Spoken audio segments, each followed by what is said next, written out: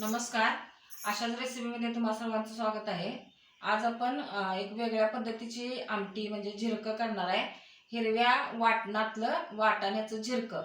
ते कसं करायचं त्याचा व्हिडिओ बघूया आपण. त्याच्यासाठी लागणारे साहित्य: कोथिंबीर घेतली आहे भरपूर, ही स्वच्छ करून धुवून घेतलेली आहे.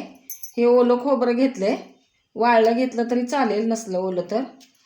2-3 मिरच्या घेतल्या, तिखट तुमच्या आवडीप्रमाणे घ्या, फार तिखट नाही करायचं. आणि 10-12 लसणाच्या पाकळ्या आणि वाटाणा.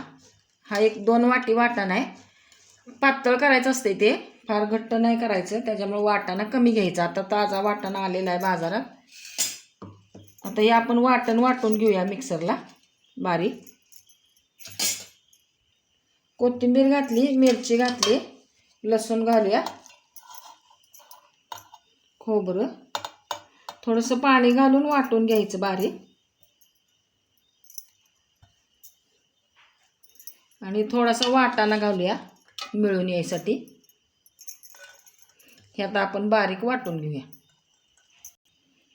हे वाटाणा असं झालं, एकदम बारीक करून घ्यायचं.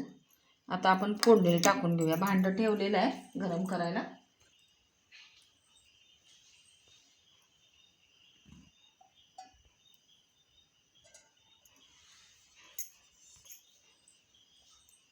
दोन चमचे तेल घातले.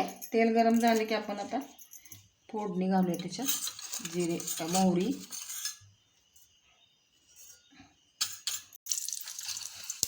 मोहरी, जिरे, हिंग घालायचा,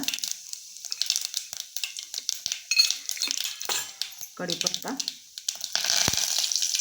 आणि हे वाटण केलेलं घालायचं. वाटण आपण हे भाजून घ्यायचं आहे.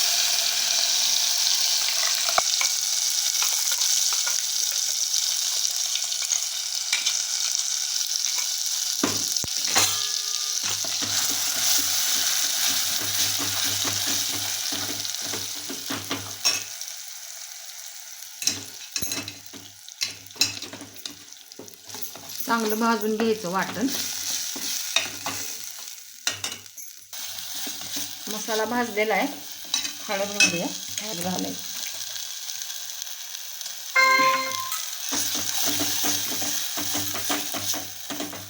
हे वाटाणा घालायचा.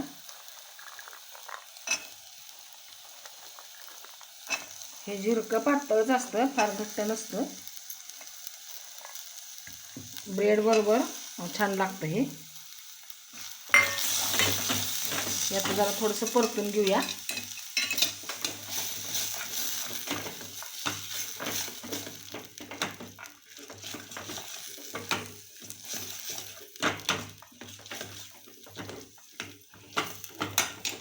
गरम पाणीच घालायचं याच्यात, थंड पाणी घालायचं नाही. मी गरम पाणी करून घेतलेलं आहे, हे घालूया.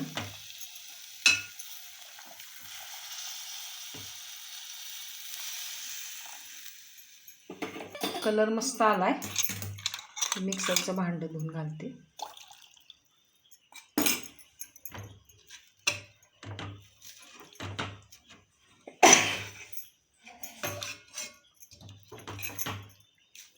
हे अशा पद्धतीनं करायचं. एवढं पातळ करायचं, अजून शिजणार आहे म्हणून मी अजून थोडंसं पाणी घालते.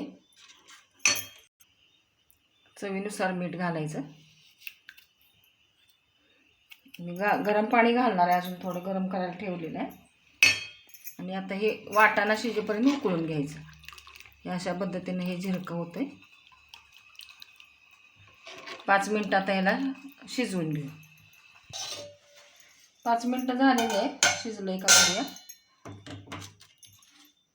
वाटाणा शिजलाय का बघूया. कलर तर छान आलेला आहे. शिजलेला आहे बघा वाटाणा. तर हे एका बाउलमध्ये काढून घ्यायचं.